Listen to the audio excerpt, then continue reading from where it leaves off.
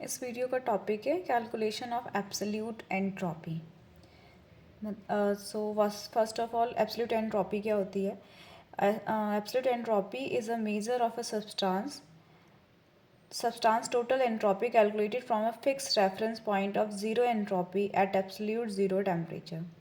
ठीक है, ये जो कैलकुलेशन ऑफ एब्सोल्यूट एंट्रोपी है, ये एक एप्लीकेशन है थर्ड लॉ ऑफ थर्मोडायनेमिक्स का। थर्ड लॉ ऑफ थर्मोडायनेमिक्स ने क्या कहा था कि at absolute zero kelvin temperature पे कोई भी जो परफेक्ट क्रिस्टलाइन सॉलिड होता है उसकी जो एंट्रोपी है वो ज़ीरो हो जाती है।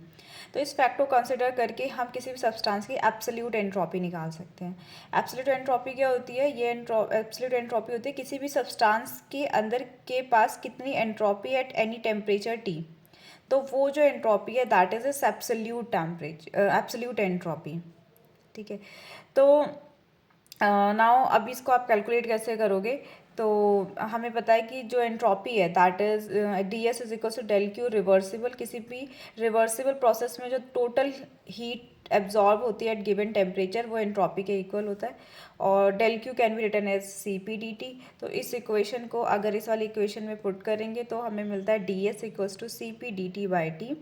और अगर इस पूरी इक्वेशन को हम इंटीग्रेट कर देते तो हमें जैसे यहाँ पे अगर हम इस इक्वेशन को इंटीग्रेट कर दें बिटवीन दी टेम्परेचर रेंज जिसमें कि हमें एंट्रोपी निकालनी है, तो किसी भी सब्सटेंस की एंट्रोपी निकालने के लिए हम हमेशा जो उसका इनिशियल रेफरेंस पॉइंट लेते हैं वो ज़ीरो केल्विन टेम्परेचर लेते हैं, क्योंकि ज़ीरो केल्विन टेम्परेचर पे हम ये मान के चलते हैं कि जो परफेक्ट क्रिस्टलाइन सॉलिड है उसकी एंट्रोपी ज़ीरो होगी।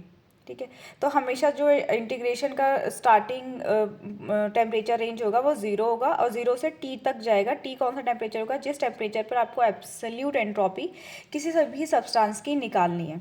तो इस इक्वेशन को जब हम इंटीग्रेट करेंगे तो इधर इंटीग्रेट करोगे तो टेम्परेचर ज़ीरो से T C P by T D T, और यहाँ पर एस जीरो से लेकर S T. S zero is the entropy at zero kelvin temperature और S T is the entropy at T temperature. ठीक है, और जब इस इक्वेशन को इंटीग्रेट करेंगे तो हमें मिलता है S T minus S zero. और from the third law of thermodynamics S zero zero हो जाएगा क्योंकि S zero is the entropy at the zero kelvin. तो यानी इस इक्वेशन को सॉल्व करके जो भी वैल्यू आएगी वो वैल्यू देगी आपको एब्सोल्यूट एंट्रोपी की। ठीक है, यानी मेन अब हमारा टारगेट है कि हम इस इक्वेशन को इंटीग्रेट करें, और इस इक्वेशन को इंटीग्रेट करते हैं हम ग्राफिकली, यानी कि हम एक ग्राफ प्लॉट करते हैं between the C P by T and versus T. इसका हम ग्राफ प्लॉट करते हैं और इस ग्राफ के अंडर जो भी एरिया आता है वो जो एरिया की वैल्यू होती है वही इस इक्वेशन की वैल्यू होती है। ठीक है, बट यहाँ पे एक प्रॉब्लम ये आती है इस ग्राफ को प्लॉट करने में कि ये जो ग्राफ है वो प्लॉट हो रहा है सी पी वर्सेस टी में। एक तरीके से देखा जाए तो सी पी वर्सेस टी का ग्राफ प्लॉट हो रहा है। तो यानी वी शुड किसी भी सब्सटेंस की अगर हम की एंट्रोपी निकालना चाहते हैं तो उसके लिए हमें उसके सी पी और टी के बीच में ग्राफ प्लॉट करना पड़ेगा, और सी पी और टी के बीच में ग्राफ प्लॉट करने के लिए हमें उसकी हीट कैपेसिटी की वैल्यू एट डिफरेंट टेम्परेचर पता होना चाहिए, तभी हम ये ग्राफ प्लॉट कर पाएंगे। तो किसी भी सब्सटेंस की जो हीट कैपेसिटी है किसी भी टेम्परेचर पे, तो वो हम एक मिनिमम टेम्परेचर मतलब एक फिक्स मिनिमम टेम्परेचर तक ही कैलकुलेट कर सकते हैं। तो वहाँ तक तो ग्राफ आराम से इजीली प्लॉट हो जाता है, लेकिन उस मिनिमम टेम्परेचर के आगे सी पी की वैल्यू किसी भी सब्सटेंस की निकालना एक्यूरेटली निकालना मुश्किल हो जाता है। तो उसके लिए हम क्या करते हैं कि इस ग्राफ को एक्स्ट्रापोलेट करते हैं up to the zero kelvin temperature. इस ग्राफ को एक्स्ट्रापोलेट करेंगे और अब इस पूरे एरिया को कैलकुलेट करेंगे तो हमें इस इक्वेशन की वैल्यू मिल जाती है और उससे हमें एब्सोल्यूट एंट्रोपी की वैल्यू मिल जाती है। ठीक है, और एक और तरीका है ये जो एक्स्ट्रा एरिया है जो हमने एक्स्ट्रापोलेट करके निकाला है, इसका एरिया इसके अंडर जो एरिया आ रहा है उसको निकालने का या तो आप एक्स्ट्रापोलेट करके फुल कैलकुलेट करके निकाल सकते हैं, या एक दूसरा तरीका है कि हम जो वो दूसरा वे है by applying the Debye third law equation. Debye third law equation क्या कहता है? Debye third law equation कहता है कि 0 से 10 केल्विन टेम्परेचर के बीच में, 0 से 10 या 15 केल्विन टेम्परेचर के बीच में किसी भी सब्सटेंस की सी पी की जो वैल्यू होती है वो अल्फ़ा टी क्यूब के इक्वल होती है। ठीक है, तो अगर हम इस इक्वेशन को ब्रेक कर लें बिटवीन दी टू टेम्परेचर्स, एक तो हम 0 से 10 के बीच में लेट्स से, यानी एक मिनट ये 10 ना लेके लेट्स से हम ये बोल देते कि एक मिनिमम टेम्परेचर, और ये जो मिनिमम टेम्परेचर होगा वो T1 होगा, और T1 should be less than 15 degree Celsius. तो अगर आपका T1 टेम्परेचर 15 डिग्री सेल्सियस से कम होता है तो उस टेम्परेचर तो उसके लिए Cp की वैल्यू अल्फ़ा टी क्यूब के इक्वल हम रख सकते हैं। यानी इस इक्वेशन को अगर हम ब्रेक कर दें बिटवीन दी टू टेम्परेचर्स, 0 से T1 और T1 से फिर T, ठीक है। जैसे कि अब यहाँ पर है, ठीक है, ये तो ग्राफ प्लॉट किया हुआ है। जैसे इस इक्वेशन में है ST, इस टेम्परेचर जो पहले इक्वेशन थी उसको ब्रेक कर दिया है, तो 0 से 10 या इसको बेटर है कि हम T1 ले लें, वो ज़्यादा सही है। T1 is the minimum temperature up to which Cp of any substance can be measured, ठीक है। वो मिनिमम टेम्परेचर है जहाँ तक मैक्सिमम हम Cp की वैल्यू निकाल सकते हैं, उससे नीचे T1 से नीचे आप Cp की वैल्यू कैलकुलेट नहीं कर सकते हैं। तो ये T1 इज़ दैट टेम्परेचर। तो हमने इस इक्वेशन को ब्रेक कर लिया, तो 0 से T1 Cp/T dt and T1 से T Cp/T dt।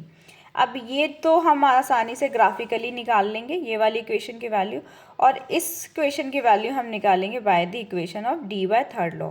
उसके लिए हम क्या करेंगे, सिंपली यहाँ पे Cp की वैल्यू इक्वल टू पुट कर देंगे अल्फ़ा टी क्यूब, ठीक है। जैसे यहाँ पे सॉल्व है, तो 0 से किसी भी T टेम्परेचर Cp/T जहाँ पे जो T1 है that is the less than 15 degree Celsius temperature, और इसके लिए जो Cp की वैल्यू वो अल्फ़ा टी क्यूब हम रख सकते हैं। और ये किसने बताया था, डी बाय थर्ड लॉ से आया है। तो 0 से T1 alpha T cube, Cp की जगह आपने रख दिया alpha T cube T dt, T से T क्यूब कैंसिल हो जाएगा तो अल्फ़ा टी स्क्वायर dt, और इसको जब हम इंटीग्रेट करेंगे तो अल्फ़ा T1 क्यूब अपॉन में 3 आएगा, क्योंकि इसको आप इंटीग्रेट करोगे तो अल्फ़ा कांस्टेंट है, टी स्क्वायर अब टी क्यूब अपॉन में क्यूब आ जाएगा, और टेम्परेचर रेंज 0 से T1 है। तो अब जब यहाँ पे upper limit minus lower limit करोगे तो T की जगह T1 आ जाएगा। तो ये जो वैल्यू है इसकी वैल्यू आ जाती है अल्फ़ा T1 क्यूब अपॉन में 3।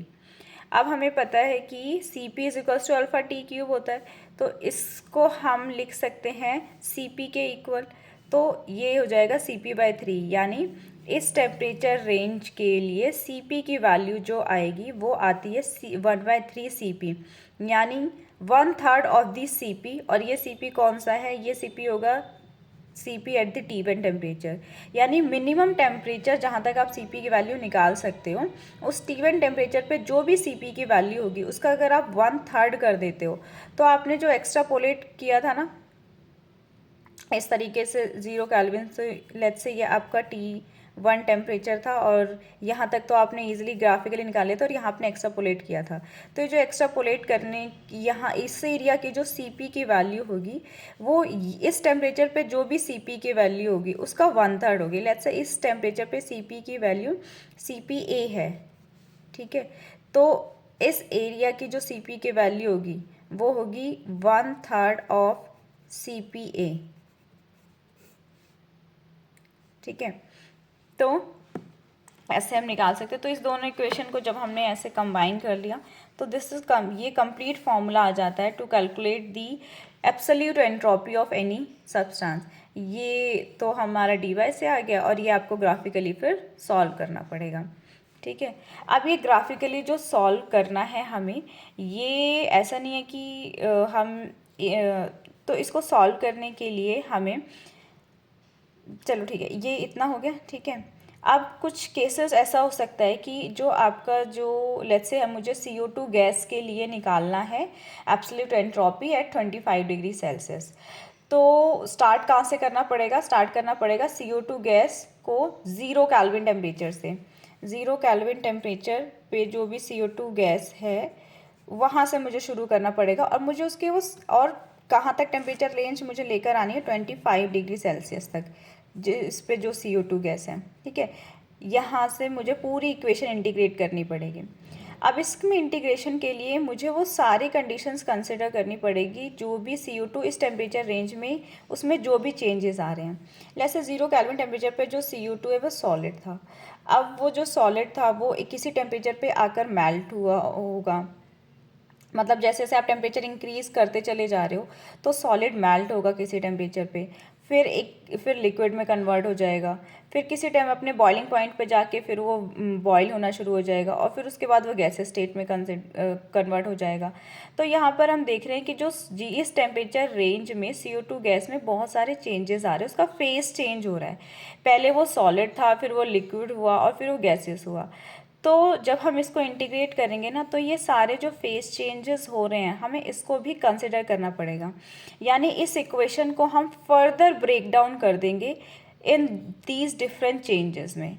ठीक है, अब वो कैसे ब्रेक डाउन करेंगे, इसके लिए लेट्स से हम एक कंडीशन लेते हैं कि कोई लेट्स से सब्सटेंस X है। ठीक है, कोई सब्सटेंस X है और मुझे इसकी एंट्रोपी निकालनी है एट टेम्परेचर T। अब ये टेम्परेचर T कुछ भी हो सकता है, 25 डिग्री, 30, 40, 10 डिग्री सेल्सियस, कुछ भी हो सकता है। बेसिकली तो वैसे हम जो भी एंट्रोपी निकालेंगे वो हम उसमें जो टेम्परेचर्स को केल्विन ही लेकर चलना होता है। ठीक है, बट मैं एग्जांपल के लिए बोल रही हूँ कि अभी 25 डिग्री सेल्सियस पर लेट्स से निकालना हो, तो उसके लिए हमें स्टार्ट कहाँ से करना है, ऑब्वियसली 0 डिग्री सेल्सियस से शुरू करना है। तो लेट्स से जो X है वो एक 0 डिग्री सेल्सियस पे सॉलिड स्टेट में है और उसकी अल्फ़ा फॉर्म है। ठीक है, यहाँ पे हम एक और पॉइंट कंसिडर करके चलेंगे। एक तो फेस चेंज बहुत सारी कंसिडर कर रहे हैं और इसी में हम सब कंसिडर कर रहे हैं, तो एक और पॉइंट का यहाँ पे हम कवर करेंगे, that is the polymorphic change. Polymorphic change क्या होता है, पॉलीमॉर्फिक चेंज जब कोई सॉलिड किसी एक क्रिस्टलाइन फॉर्म से दूसरी क्रिस्टलाइन फॉर्म में कन्वर्ट होता है तो उसे हम कहते हैं पॉलीमॉर्फिक चेंज। ठीक है, तो अब सॉलिड जब 0 डिग्री से 25 डिग्री सेल्सियस के बीच में जा रहा है, 0 डिग्री सेल्सियस नहीं, सॉरी 0 केल्विन से 25 डिग्री सेल्सियस के बीच में जा रहा है, तो हो सकता है उसमें उसकी पॉलीमॉर्फिक चेंज भी आए, सॉलिड लिक्विड भी जो बनेगा, गैसेस भी बनेगा। तो हम ये सारे जो चेंजेस हैं वो एक ही इक्वेशन में कंसिडर कर रहे हैं। तो लेट्स से एक सब्सटेंस X है जो कि इनिशियली अपनी अल्फ़ा पॉलीमॉर्फिक फेज में है और यहाँ पे 0 केल्विन टेम्परेचर पे है। फिर उसको हम फिर उसको हम एक मिनिमम टेम्परेचर तक लेकर गए जहाँ पर हम डी-वाइल लॉ को अप्लाई करेंगे। लेट्स से मैंने वो मिनिमम टेम्परेचर लिया 10 केल्विन। ठीक है, जितने भी टेम्परेचर्स हैं वो सारे केल्विन में। 10 केल्विन, X अल्फ़ा 10 केल्विन तक पहुँच चुका है। फिर आपने और उसको हीट करना शुरू किया, हीट करते करते हम उस टेम्परेचर तक पहुँच गए जिस टेम्परेचर में अब अल्फ़ा जो है बीटा फॉर्म में कन्वर्ट होना शुरू हो जाएगा। और जिस टेम्परेचर पे अल्फ़ा से वो बीटा में कन्वर्ट हो रहा है उस टेम्परेचर को हम बोलेंगे ट्रांजिशन टेम्परेचर। यानी हीट करते करते अब आपका आ चुका है इस सॉलिड का ट्रांजिशन टेम्परेचर। जैसे ही ट्रांजिशन टेम्परेचर आएगा तो वो अल्फ़ा फॉर्म से बीटा फॉर्म में कन्वर्ट होने लगेगा और जब एक फॉर्म से दूसरे फॉर्म में कन्वर्ट हो रहा होता है तो during that phase change temperature constant रहता है। यानी अल्फ़ा पे ट्रांजिशन टेम्परेचर था, जब तक सारी अल्फ़ा फॉर्म बीटा फॉर्म में कन्वर्ट नहीं हो जाएगी तब तक टेम्परेचर चेंज नहीं होगा, यानी ट्रांजिशन टेम्परेचर, यहाँ पर भी ट्रांजिशन टेम्परेचर। अब सारी अल्फ़ा फॉर्म बीटा फॉर्म में कन्वर्ट हो चुकी है, अभी ये सॉलिड फॉर्म में ही है। अब आपने और हीट करना शुरू किया, कंटिन्यूसली हीटिंग कर ही रहे हैं हम, और हीट करना शुरू किया तो अब हम पहुंच चुके उसके मेल्टिंग पॉइंट पे। जैसे ही मेल्टिंग पॉइंट आएगा तो जो X है वो सब्सटेंस मेल्ट होना शुरू हो जाएगा, यानी सॉलिड से लिक्विड में कन्वर्ट होना शुरू हो जाएगा। और ये जो किस टेम्परेचर पे होगा, ये होगा एट द मेल्टिंग पॉइंट। ठीक है, तो मेल्टिंग पॉइंट पे सॉलिड लिक्विड में कन्वर्ट होना शुरू हो जाएगा। और यहाँ पर भी क्योंकि फेस चेंज हो रहा है, सॉलिड से लिक्विड में जा रहा है, फेस चेंज हो रहा है, तो टेम्परेचर कांस्टेंट रहेगा, यानी यहाँ पर भी Tm और यहाँ पर भी Tm। ठीक है, जब अब जितना भी सॉलिड था लिक्विड में चेंज हो गया, अब आप और हीट करते जा रहे हो, फिर वो जो लिक्विड सब्सटेंस है उसका बॉइलिंग पॉइंट आ जाएगा, बॉइलिंग पॉइंट आ जाएगा। तो यानी टी मेल्टिंग से अब आप आ गए हो at the temperature boiling point पर आ गए। अब जैसे ही बॉइलिंग पॉइंट आया, लिक्विड वेपर में कन्वर्ट होना शुरू हो जाएगा। अब यहाँ पे फेस चेंज होगा, लिक्विड से वेपर में कन्वर्ट होगा। यहाँ भी टेम्परेचर फेस चेंज हो रहा है, तो बॉइलिंग पॉइंट यहाँ पर है, तो यहाँ पर भी बॉइलिंग पॉइंट। उसके बाद अब ये वेपर में कन्वर्ट हो गया है। अब आप उसको फिर से हीट करते जा रहे हो और up to the final temperature, जिस टेम्परेचर पर आपको एब्सोल्यूट एंट्रोपी निकालनी है। और ये आपकी जो गैसियस सब्सटेंस है उसको आप वो, अच्छा गैसियस है तो यहाँ पे बीटा फॉर्म नहीं आएगा, बीटा फॉर्म सिर्फ सॉलिड का ही होता है, तो ये नहीं आएगा, ठीक है। तो अब आप यहाँ तक पहुँच गए जहाँ तक आपको एब्सोल्यूट एंट्रोपी निकालनी है। तो अब यहाँ पे ठीक है ना, अगर अब आप यहाँ पे देखो, यहाँ पे जो एंट्रोपी है वो S1 होगी, इस चेंज में जो एंट्रोपी होगी वो S2 होगी, यहाँ पर जो एंट्रोपी होगी वो S3 होगी, यहाँ पर जो एंट्रोपी होगी S4, S5, S6, S7, S8। और टोटल जो एंट्रोपी निकल के आएगी वो इन सारी एंट्रोपी का सम होगा, S1, S2, S3, S4, S5, S6, S7 and S8। जो S1 है, जहाँ पर आपका एंट्रोपी चेंज हो रहा है 0 से 10 के बीच में, वहाँ पे हम डी बाई लॉ अप्लाई करेंगे, ठीक है। तो ये तो डी बाई लॉ से आ जाएगा। और S2, अच्छा चलो इसको हम लिखते हैं ऐसे कि जो टोटल एंट्रोपी है वो इन सारी एंट्रोपी का सम होगा। अब S1 क्या होगा, 0 से 10 के बीच में CP alpha DLN-T, CP alpha DLN-T यही फॉर्मूला होता है, प्लस अब इस वाली एंट्रोपी चेंज के लिए 10 डिग्री सेल्सियस से लेकर ट्रांजिशन टेम्परेचर तक, 10 डिग्री सेल्सियस से ट्रांजिशन टेम्परेचर तक, वो भी अभी यहाँ पर CP अल्फ़ा ही है, CP अल्फ़ा DLN-T। अब आपका सॉलिड फेस चेंज करने लग गया है, अल्फ़ा से बीटा में जाने लगा है। अल्फ़ा से जब भी फेस चेंज होता है तो उसके लिए अब यहाँ की जो एंट्रोपी होगी, जहाँ पे फेस चेंज हो रहा है, यहाँ पे जो एंट्रोपी होगी वो होगी del enthalpy of transition upon में ट्रांजिशन टेम्परेचर। ये वाला हो गया पार्ट। अब इस वाले पार्ट की एंट्रोपी क्या होगी, अब यहाँ पे ट्रांजिशन टेम्परेचर से मेल्टिंग पॉइंट का टेम्परेचर रेंज है, ट्रांजिशन टेम्परेचर से मेल्टिंग पॉइंट, फॉर्म कौन सी है, एक्स की बीटा, यानी CP ऑफ बीटा DLN-T। यहाँ पे अब आपका बीटा चल रहा है ना, ठीक है। उसके बाद आप आप मेल्टिंग पॉइंट तक आप पहुँच गए। अब मेल्टिंग से सब्सटेंस आपका मेल्ट होना शुरू हो गया, फेस चेंज हो रहा है, तो जब भी फेस चेंज होगा तो आएगा तो उसकी CP की वैल्यू होगी enthalpy of fusion divided by melting point, enthalpy of fusion divided by melting point.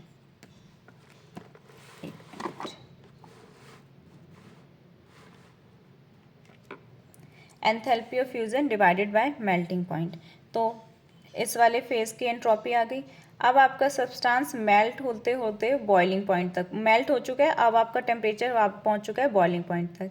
इसके लिए एंथैल्पी एंट्रोपी चेंज क्या आएगा, मेल्टिंग से फाइनल, मेल्टिंग टेम्परेचर से बॉइलिंग टेम्परेचर, मेल्टिंग से बॉइलिंग, CP लिक्विड स्टेट में था यहाँ तक, तो CP of liquid DLN-T plus अब आपका ये वाला चेंज हो रहा है, इस वाले चेंज में जो एंट्रोपी है ये चेंज हो रहा है, तो इसमें आपका सब्सटेंस अब बॉयल होना शुरू हो गया है और लिक्विड से वेपर में कन्वर्ट हो रहा है, तो फेस चेंज हो रहा है। तो जहाँ भी फेस चेंज होगा वहाँ पे हमें एंट्रोपी का ये वाला फॉर्मूला लगाना है कि एंथैल्पी ऑफ वेपोराइजेशन, अगर हीट हो रहा है, मेल्ट हो रहा है तो एंथैल्पी ऑफ फ्यूज़न, अगर ट्रांजिशन हो रहा है तो एंथैल्पी ऑफ ट्रांजिशन, ठीक है। तो यहाँ पे क्या हो रहा है, वेपर में कन्वर्ट हो रहा है, तो enthalpy of vaporisation divided by जिस टेम्परेचर पे वेपर में कन्वर्ट हो रहा है, तो बॉइलिंग पॉइंट पे हो रहा है, तो divided by boiling point plus अब यहाँ तक आ गया। अब इसका क्या होगा, इस हम यहाँ तक तो बॉइलिंग पॉइंट से स्टार्ट किया और फाइनल टेम्परेचर T तक, बॉइलिंग पॉइंट से टेम्परेचर और CP ऑफ गैसेस DLN-T।